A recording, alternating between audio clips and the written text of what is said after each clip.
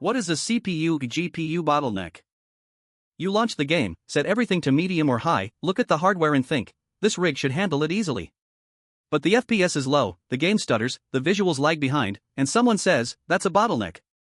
In practice, a bottleneck is when one PC component holds back the performance of another that could go further. It's like having a sports car engine but a narrow fuel line. The engine wants to push harder, but it doesn't get everything it needs. In gaming, the two stars of this drama are always the same, the CPU and the GPU. What is a bottleneck between CPU and GPU? Simple definition. A CPU-GPU bottleneck is when one of the two is clearly the slower component and prevents the other from delivering its full performance. The CPU, processor, handles game logic, physics, AI, calculations, everything that isn't rendering. The GPU, graphics card, handles drawing the scene, textures, shadows, effects, resolution, everything you see on screen. If the CPU can't prepare data fast enough, the GPU ends up waiting.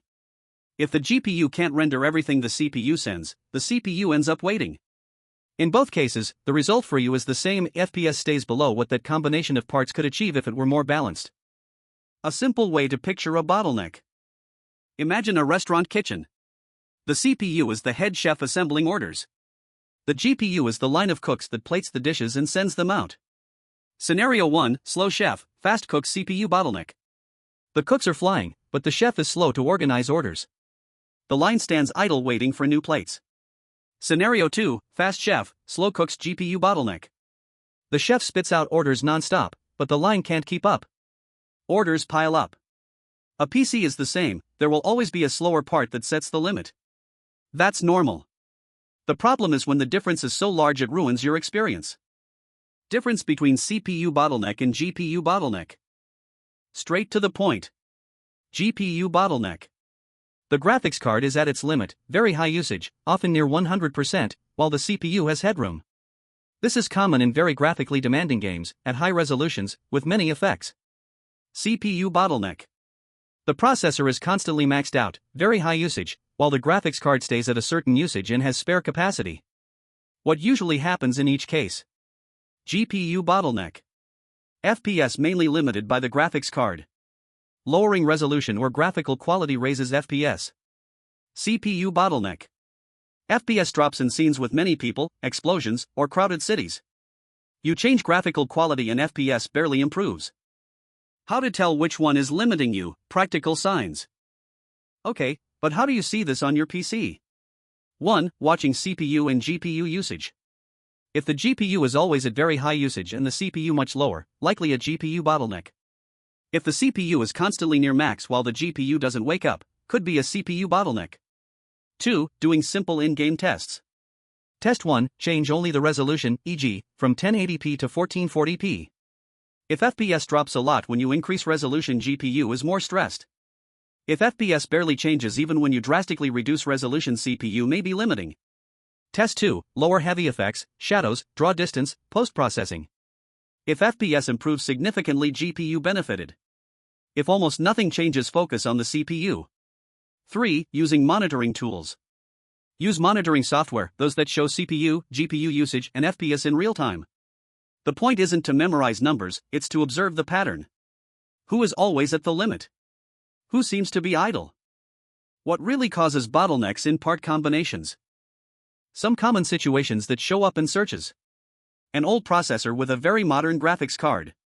The GPU wants to deliver a lot, but the CPU can't keep up with the per-frame calculations. An entry-level CPU with a mid-range GPU in CPU-heavy games. Games with many NPCs, simulations, open worlds, and MMOs often pull heavily on the CPU.